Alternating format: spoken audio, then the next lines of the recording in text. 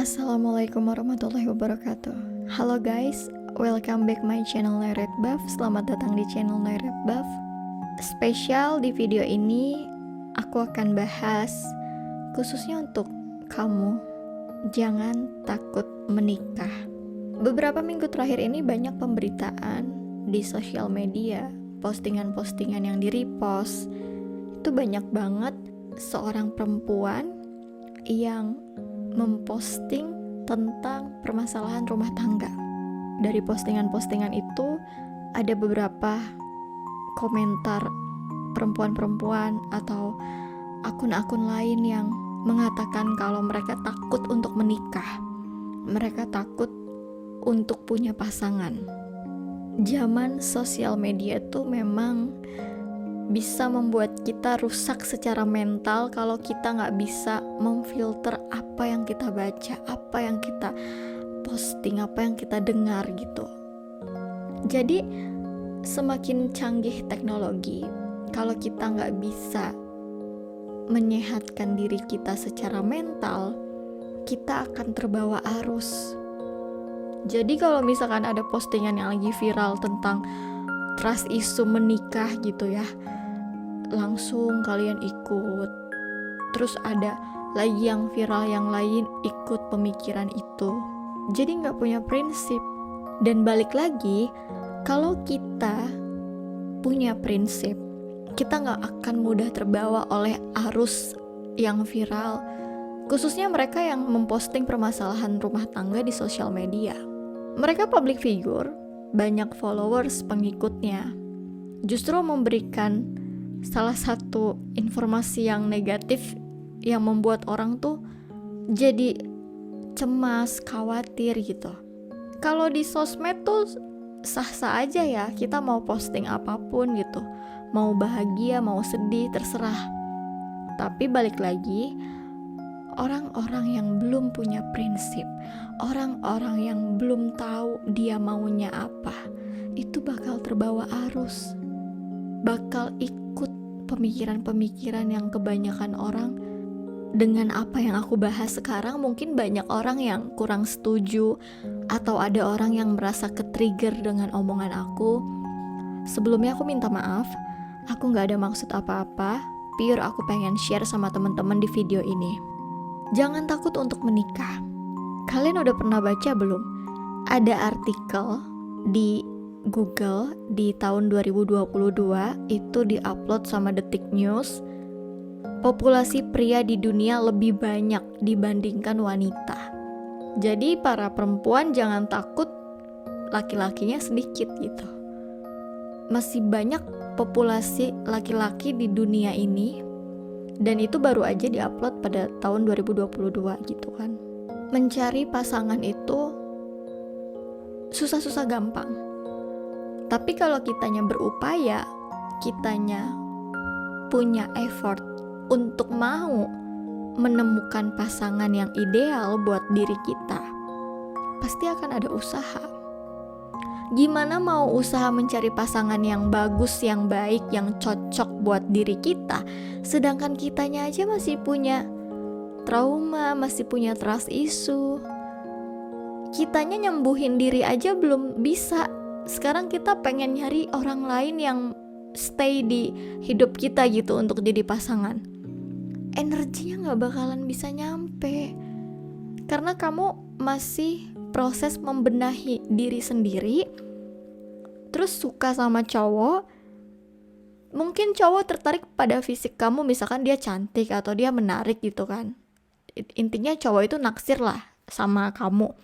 Tapi kalau kamunya masih terjebak dengan trauma, trust issue, itu energinya gak bakal nyampe.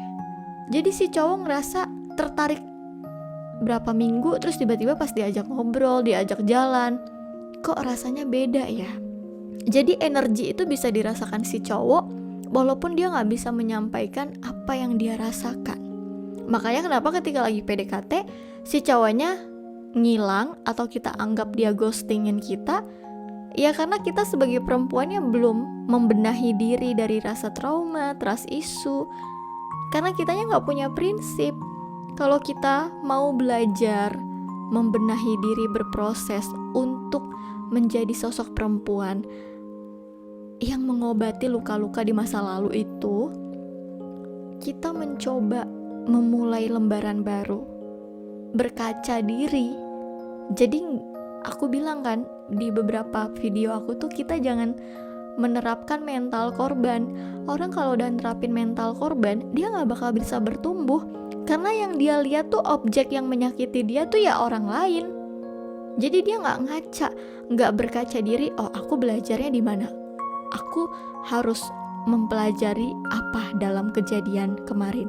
Nah, balik lagi, jangan takut menikah, karena kita tahu menikah itu sebagian dari ibadah untuk menyempurnakan agama. Kalau agama kita pengen sempurna, kita menikah. Banyak teori tentang pernikahan ideal. Menikah harus memiliki kesiapan mental dan finansial. Secara teori aku setuju. Kita memang harus siap secara finansial dan juga mental. Yang aku lihat ya, yang aku amati, kebanyakan sekarang ini perempuan-perempuan jadi takut untuk menikah karena berbagai permasalahan rumah tangga yang di-share di publik, atau dia lihat selebgram, dia lihat yang tadinya baik-baik aja tiba-tiba langsung divorce. Itu hidup mereka, bukan hidupnya kita gitu, bukan hidupnya kamu. Setiap orang punya perjalanan skenario masing-masing. Kita nggak bisa mengambil kesimpulan bahwa menikah yang kelihatan harmonis tiba-tiba divorce, bahwa menikah yang baru aja menikah gitu 2 atau 3 tahun tiba-tiba berantem, saling upload aib-aib di sosmed. Balik lagi, pegangan kita, hidup mereka tuh nggak sama kayak apa yang kita jalanin sekarang. Nggak ada cerita yang sama. Walaupun kita tahu ya bahwa menikah itu bukan sesuatu untuk hal yang manis atau hal yang bahagia, tapi intinya menikah itu emang untuk ibadah. Dan di dalam ibadah itu kan kita tidak mengenal kebahagiaan aja, kita mengenal rasa sedih, rasa marah. Tapi karena ibadah itulah yang bisa memperkuat pernikahan untuk lebih langgeng. Jangan takut menikah. Ini menurut penilaian pribadi aku. Kalau orang takut untuk menikah, itu mereka bakal mencari kenyamanan pada orang yang terdekat. Dan ujung-ujungnya yang dikhawatirkan gitu kan, jadinya penyimpangan orientasi. Dia harusnya suka dengan lawan jenis. Jadi kalau misalkan kita pengennya bareng-bareng sama si ini terus karena dia selalu ada nemenin kita kalau lagi sedih, kalau lagi kesepian, tiba-tiba muncul rasa nyaman. Nah, yang dikhawatirkan itu bisa dimanfaatkan oleh orang ketiga ya, untuk ke jenjang yang lebih serius lagi gitu ya. Jangan sampai deh, karena penyimpangan itu bisa membawa kamu ke dunia pelangi yang kamu susah keluar dari situ.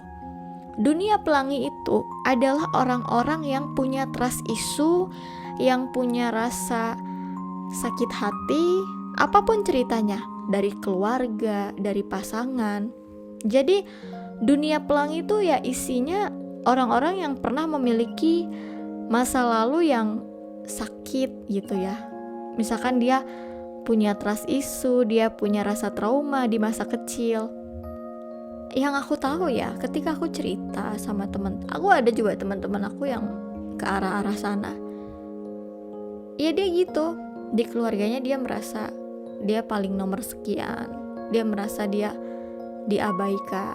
Dan teman-temannya dia rata-rata yang ya harusnya berteman dengan sewajarnya, tapi teman-teman dia ini beda gitu kan. Makanya jangan sampai dengan rasa yang kamu punya, trauma yang kamu punya itu membawa kamu ke dunia pelangi. Jangan sampai.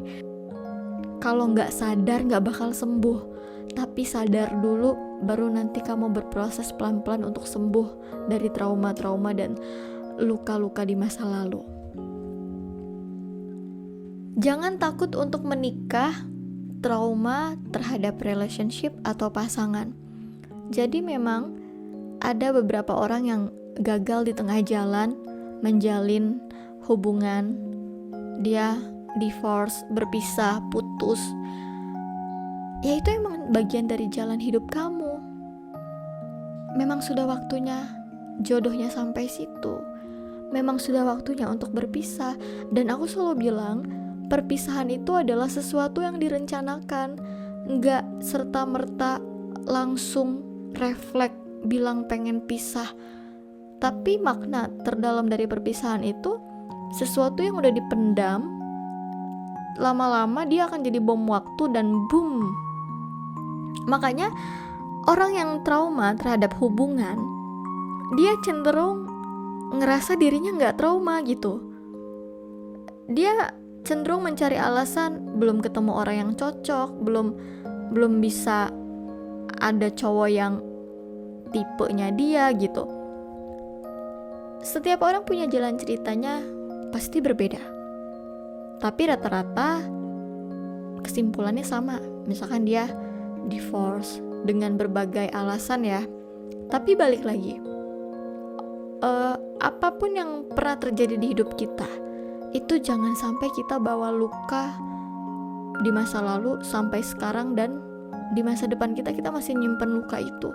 Gimana cara nyembuhinnya? Apa yang kamu mau dan apa yang kamu pengen di masa depan, itu adalah kunci untuk kamu sembuh. Sekarang kalau kamu gak fokus sama diri kamu sendiri, kamu malah mikirin hal yang sakit, hal yang dulu-dulu gitu. Kita boleh sibuk, tapi kesibukan bukan kamuflase pelarian sesaat gitu. Tapi benar-benar kita berkaca diri, kenapa ini terjadi? Apa pelajarannya? Apa kesalahanku? Bukan menyalahkan diri sendiri ya, tapi mengoreksi diri itu penting. Biar kita tahu apa yang harus dipelajari, apa yang harus menjadi cara biar kita bisa lebih baik lagi. Sebagian ada yang bilang seperti ini, dia putus karena hubungannya toksik, karena pasangannya toksik. Orang kalau emang ngerasa dia toksik, kenapa masih bertahan? Kenapa baikan, pisah, terus baikan lagi? Kalau emang orang itu toksik, dia gak bakal mau bertahan sama orang toksik.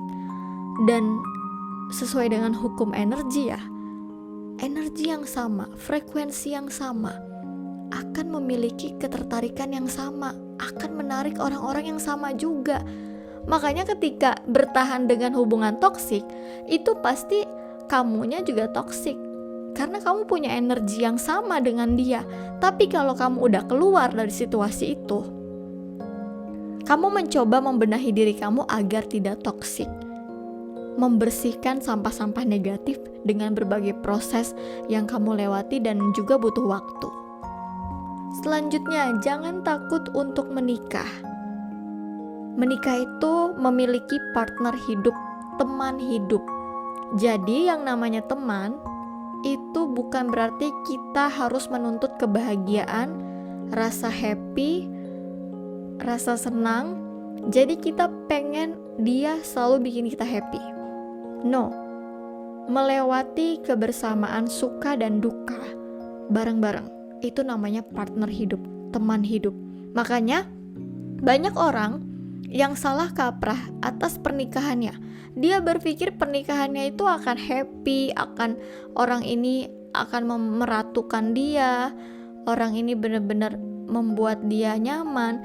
Tapi sebenarnya setiap orang itu, setiap pasangan kita, mereka juga punya trust issue loh. Mereka juga punya luka-luka masa kecil, trauma-trauma masa kecil, dan kita nggak tahu.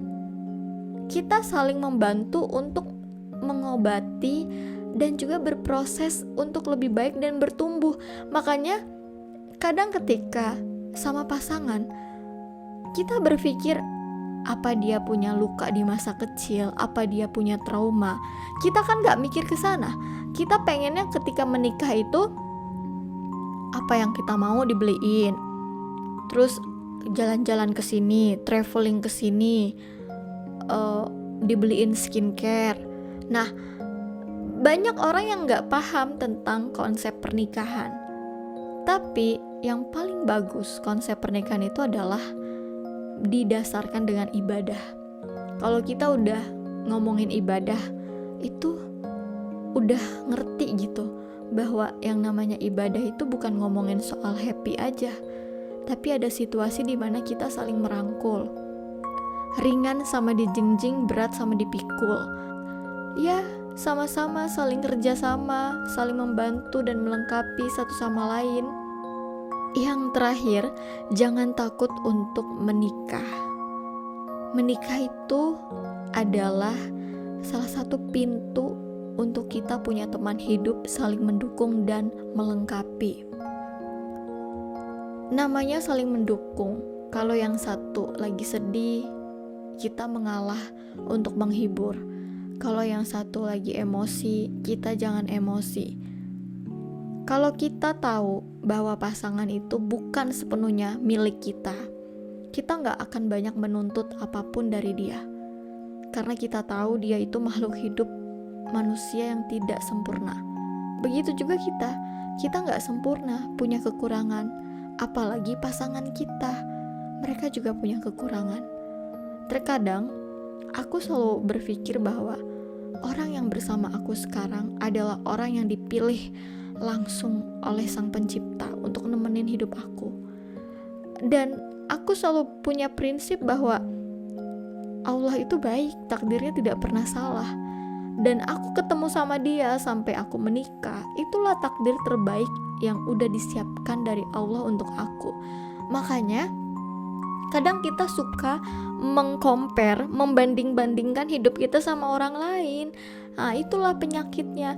Kalau hidup kita udah dibandingkan dengan kehidupan orang lain, yang kita taunya cuma 20% aja di sosial media, atau 30% yang dia tampilkan itu yang cerita-cerita happy, cerita-cerita seneng. Itu semua tuh cuman kamuflase aja. Jadi gak semuanya detail kita tahu, 24 jam kehidupan dia kita tahu. Enggak. Karena balik lagi, kalau ngomongin soal menikah, itu bukan kebahagiaan aja. Kita harus siap ketika pasangan kita lagi sedih. Apa yang harus kita lakukan? Apa yang harus kita berikan ketika dia lagi down? Apa yang harus kita support ketika dia lagi ada masalah di kerjaannya? Kita gak bisa menuntut, kamu lihat aku dong, kamu perhatiin aku dong, kamu ngertiin aku dong. Kalau kita terus-terusan menuntut, itu nanti capek. Bakal ada konflik-konflik salah paham, konflik-konflik yang lainnya.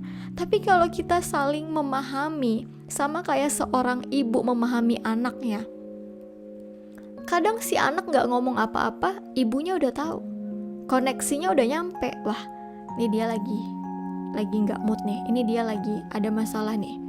Kita gak cerita aja sama ibu kita, dia tahu ekspresi kita, dia paham kita lagi di posisi gimana. Nah, mewujudkan itu sama kayak koneksi ibu dan anak. Kadang kita harus punya koneksi dengan pasangan kita. Dia lagi gimana, kita harus pahami pelan-pelan. Bukan berarti kita harus merhatiin dia setiap waktu, melewati apapun masalahnya, baik itu masalah keuangan, masalah pekerjaan, masalah menunggu momongan. Nah, ketika orang mau menikah, dalam hatinya pengen pasti, cuman gak ada actionnya tuh tertutup oleh rasa trauma dan perasaan-perasaan takut. Makanya kenapa ketika dia mau dekat dengan seorang laki-laki, dia langsung berekspektasi tinggi.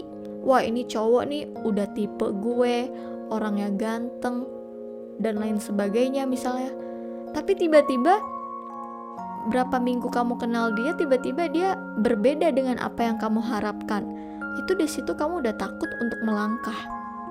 Jadi untuk kamu yang takut menikah, jangan berekspektasi dulu. Observasi dulu.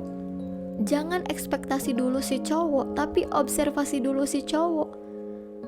Kamu lihat dulu, ini dia tuh lagi pakai topeng, apa benar-benar asli karakternya dia. Namanya orang observasi itu pasti butuh waktu. Nah, kamu observasi dia, ini dia bener gak nih karakternya, orangnya seperti ini, gimana lingkungannya. Itu pelan-pelan pasti bakal kelihatan kok. Dan orang kalau manipulatif, itu pasti bakal menarik perempuan-perempuan atau laki-laki yang juga manipulatif. Makanya kalau kita mau benar-benar berubah dari dalam, benar-benar berproses, bukan cuma tampilan atau gaya bahasa atau sikap yang kita rubah. Itu kan cuma luarnya aja, tapi dalamnya masih sama, masih ada rasa trauma, masih ada rasa takut, masa lalunya masih dibawa-bawa, masih ada luka-luka batin yang belum terselesaikan. Balik lagi, kalau kamu mau berubah, kamu bisa ngobrol sama orang yang bisa ngajarin kamu, sama orang yang bisa memberikan jalan pikiran, oh seperti ini. Cari orangnya. Bisa siapa aja yang kamu percaya, yang kamu tahu kalau dia itu bakalan bisa ngajarin kamu ke arah yang lebih baik lagi dan memulai lembaran baru, memaafkan dan menerima hal-hal menyakitkan di masa lalu. Oke guys, thank you so much udah dengerin video ini. Kita ketemu di next video berikutnya. Bye!